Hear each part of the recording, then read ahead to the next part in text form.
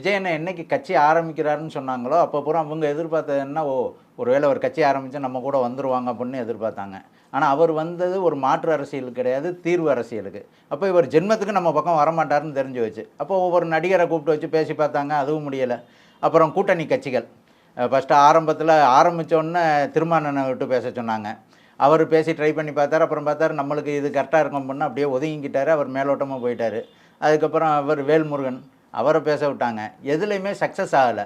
இவங்களோட இந்த பொதுக்குழுவோ இல்லை ஒரு சின்ன ஒரு மீட்டிங் நடத்தினாலும் அது சக்ஸஸாக நடந்துருச்சுன்னா இன்னும் மக்கள்கிட்ட அதிகமாக போயிடும்.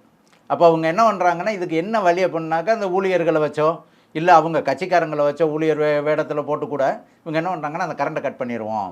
இதை கட் பண்ணாக்கா அந்த ஒரு செகண்ட் ஏதோ ஒன்று மிஸ் ஆகும். ஏன்னா புஷி ஆனந்தனை பொறுத்த வரைக்கும் எப்படின்னா, அவர் வந்து ஸ்ட்ரெயிட் ஃபார்வர்டு, எதுவாக இருந்தாலும் ஓப்பனாக பேச. இப்போ மற்ற அரசியல்வாதிக்கும் இவருக்கும் என்ன ஒரு வித்தியாசம் நல்லா பார்த்துங்க.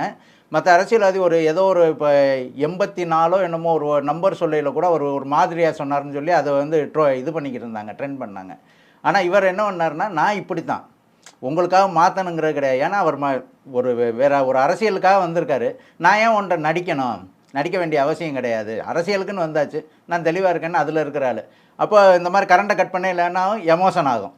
ஏதோ ஒரு வார்த்தை விட்டுற மாட்டாரா, அப்போ இதை வச்சு நம்ம ட்ரெண்ட் பண்ணிடலாம்.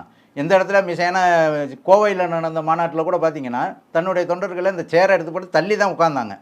ஆனால் நான் லைன் கொடுத்துருக்கேன், ஏன் சேரை தூக்குறீங்கன்னு அதை கற்றுனோன்னே அதை பெரிய இஷ்யூ ஆக்குனாங்க. அதே மாதிரி அவங்க எதிர்பார்க்குற என்ன, எந்த இடத்துல